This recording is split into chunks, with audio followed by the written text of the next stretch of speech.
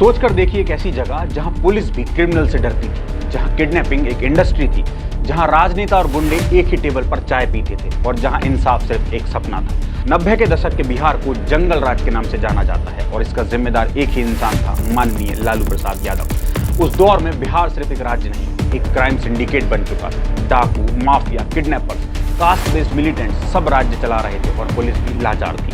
लालू यादव के 15 साल के शासन में बिहार इतना पीछे चला गया कि आज भी वापस आने की कोशिश कर रहा है। ये एक असली कहानी है जो आपको हिला कर रख देगी। लालू यादव का जंगल राज सिर्फ एक सरकारी टर्म नहीं है, बल्कि बिहार के हर नागरिक की सच्चाई है। इस समय क्राइम एक प्रोफेशन बन चुका था और सरकार क्रिमिनल्स की रखवाली कर रही थी। बात करते हैं उस समय की जब बिहार बन चुका था अपहरण का गढ़। बिहार में किडनैपिंग एक बिजनेस बन चुका था। डॉक्टर, बिजनेसमैन, प्रोफेसर, इंजीनियर कोई भी सुरक्षित नहीं थे।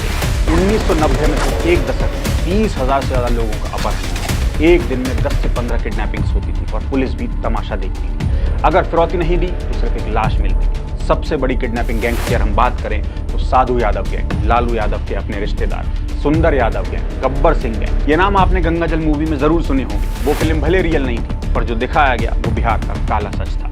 मोहम्मद शहाबुद्दीन का नाम बिहार के सबसे बड़े डॉन माफिया में शामिल होता है। सिवान के डॉन वही थे। आई विटनेस को चेन से मार दिया जाता था। उनके प्राइवेट जेल्स में लोगों को बंद करके मार डाला जाता था। 2004 में राजीव रोशन मर्डर के शहाबुद्दीन ने एक पूरे परिवार का कत्ल करवा दिया। 2005 में सिवान के 2 भाइयों को एसिड डालकर जिंदा जला दिया गया और ये सब तब हो रहा था जब लालू प्रसाद यादव बिहार के मुख्यमंत्री थे। बिहार ने वो दौर देखा है जब पप्पू यादव का नाम आते ही टेरर फैल जाता था।